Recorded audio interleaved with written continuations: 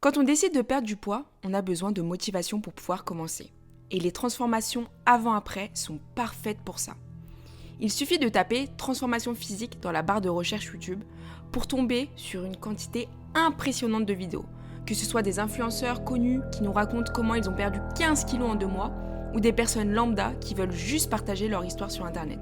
Et on est tous fascinés par les success stories, même si on ne se l'avoue pas. Regarder des transformations physiques exceptionnelles nous donne l'espoir que tout est possible et nous aussi, nous pouvons réussir à changer. Si cette personne a réussi à perdre 30 kilos en 1 an, moi aussi je peux le faire. Mais ne vous laissez pas tromper par les apparences et la vision déformée de la réalité, parce que derrière ces histoires captivantes se cachent souvent très peu de succès sur le long terme. Qu'on le veuille ou non, 90% des personnes qui perdent du poids finissent par le reprendre au cours des 2 ans qui suivent. Le marché de la perte de poids, c'est un peu comme le milieu des startups. 80% des entreprises échouent et pourtant, on n'entend parler que des entreprises à succès. C'est dû à un biais cognitif bien connu, le biais du survivant. C'est ce qu'il se passe lorsqu'on tire des conclusions générales à partir d'histoires individuelles. Donc on développe une vision biaisée de la réalité et l'on pense que tout le monde réussit. C'est le côté négatif des réseaux sociaux. Nous mettons en avant uniquement nos moments de joie, de succès, mais jamais nos périodes de doute ou d'échec.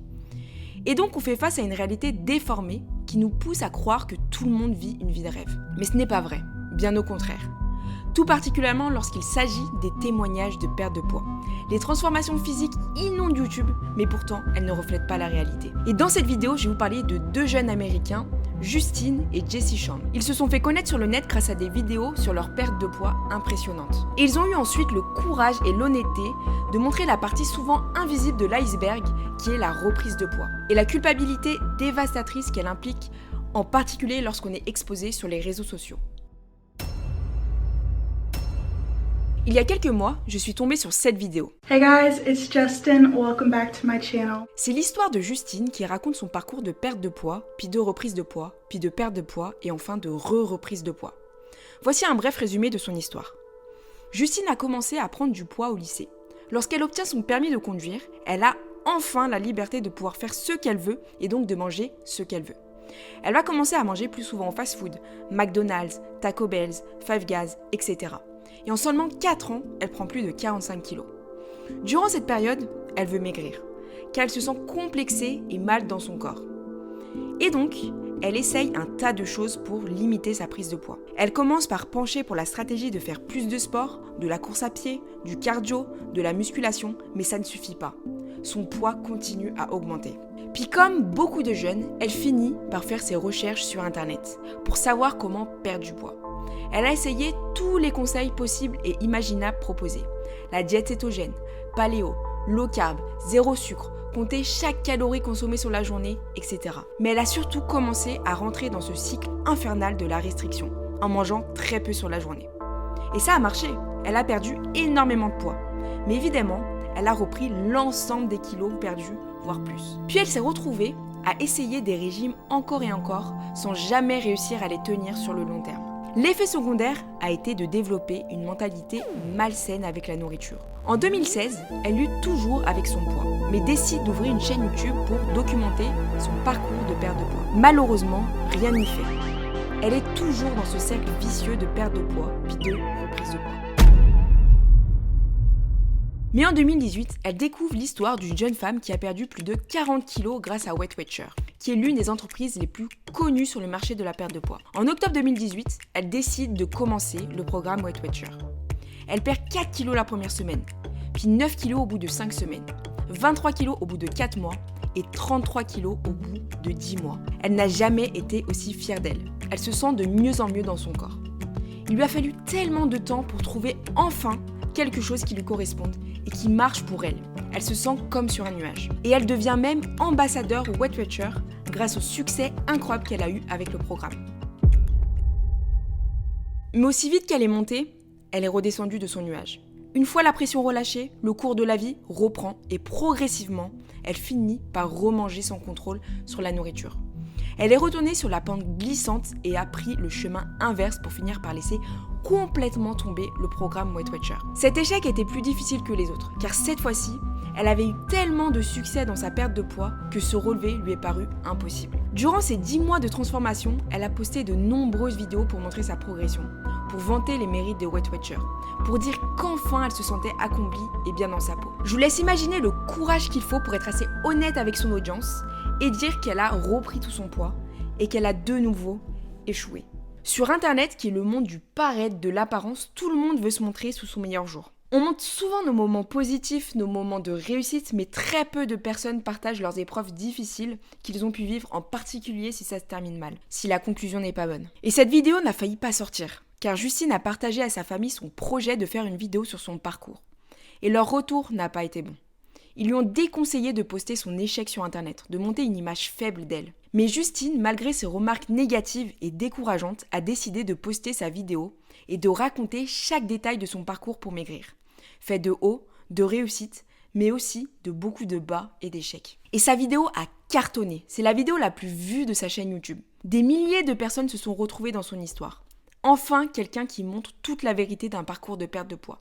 Les difficultés avec la nourriture, les baisses de morale, l'envie de tout arrêter, la pression sociale, etc. Il y a des milliers de commentaires sous sa vidéo qui la remercient et qui partagent à leur tour leurs difficultés à maigrir, leur histoire. Parce que oui, son histoire n'est pas anecdotique. Ce n'est pas une histoire unique, mais plutôt très commune. Des chercheurs se sont intéressés au taux de réussite des programmes de perte de poids, comme au hasard Weight Watchers. Et 1/4 des participants réussissent à maintenir leur poids. Mais donc, est-ce qu'on peut dire que le programme Weight Watchers a marché ? Vous allez me dire, bah oui, puisqu'elle a perdu 30 kilos. Mais 2 ans plus tard, elle a repris l'ensemble de ses kilos. Donc est-ce qu'on peut encore dire que le programme Weight Watchers a marché ? Je sais ce que vous pensez, c'est de sa faute. Elle n'a pas maintenu ses comportements alimentaires, elle n'a pas maintenu des habitudes saines pour lui permettre de maintenir son poids. C'est peut-être vrai, vous avez raison. Mais est-ce qu'on peut dire que c'est uniquement de sa faute quand on sait que les programmes proposés sur le marché de la perte de poids ont un taux d'échec de 90% les 2 années qui suivent ? Finalement, son histoire n'est pas un cas particulier. Elle concerne énormément de personnes.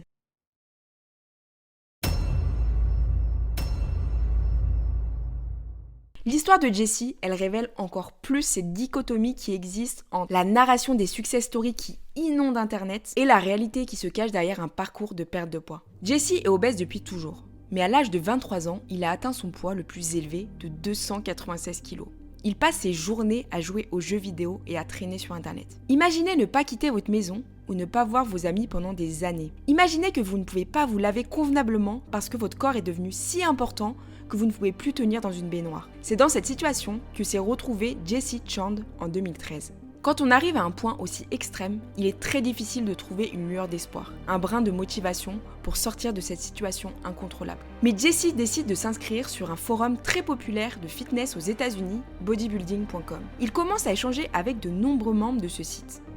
Puis au fur et à mesure du temps, ces pseudonymes bienveillants deviennent des confidents pour ensuite devenir la petite étincelle qui va lui donner la motivation de changer. Il commence par des petits changements comme diminuer sa consommation de 10 quesadillas par jour par 7, d'augmenter son activité physique en faisant des allers-retours dans sa cuisine, et ses efforts payent. Il commence à voir la lumière au bout du tunnel avec des résultats plus que positifs. Son envie de se sortir de son obésité grandit de jour en jour, et il change progressivement son mode de vie.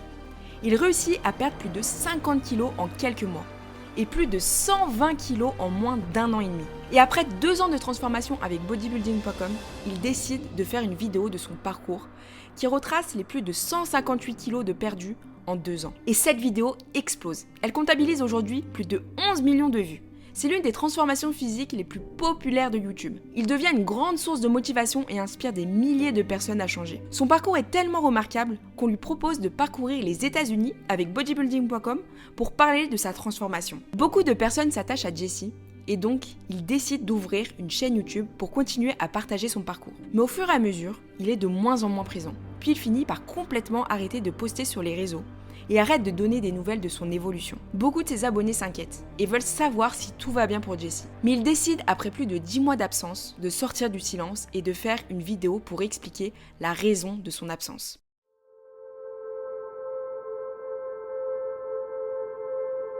So how I'm doing here is not great at all, to say the least. In fact, that's a wild understatement. I have gained back most of the weight that I had lost. I don't have any official numbers as I posted the BB today saying similar to what I'm saying right now. Jessie a fini par reprendre l'ensemble de ses kilos perdus. Je vous laisse imaginer la pression, la culpabilité, la honte qu'il devait avoir vis-à-vis des milliers de personnes qui l'a inspiré à changer. C'est ce qu'il explique. Quand il a voulu perdre du poids lorsqu'il était en obésité morbide, sa vie rimait juste à perdre du poids. Donc à manger sainement et à faire du sport. Il n'avait pas de responsabilité, il n'avait pas d'amis, il vivait chez sa mère et sortait très rarement. Mais aujourd'hui, il a un travail et une vie bien remplis. Et malheureusement, ses vieux démons comme les troubles alimentaires, son addiction pour la nourriture est venue reprendre le dessus. Et son état psychologique en a pris un gros coup. Sa vidéo de transformation date de 2015. Et bien sûr, aujourd'hui encore, cette vidéo est visionnée des milliers de fois par jour, étant donné le nombre de commentaires récents que l'on trouve en dessous. Toutes ces personnes ne se doutent pas une seule seconde que Jessie a regagné l'ensemble des kilos perdus et surtout qu'il est sévèrement atteint de dépression. Et est-ce que vous pensez que bodybuilding.com vont mettre à jour son évolution et expliquer la suite de son histoire qui malheureusement n'est pas aussi positive et remarquable qu'on voudrait qu'elle soit? Donc quand on regarde sa vidéo de transformation, on n'a pas tous les morceaux de l'histoire. L'histoire s'arrête lorsque Jessie a réussi enfin à sortir de son obésité, qu'il peut maintenant travailler, faire du sport, partager des moments avec sa famille, vivre tout simplement. Mais il y a le Jessie d'après sa transformation, le Jessie qui a repris le cours de sa vie.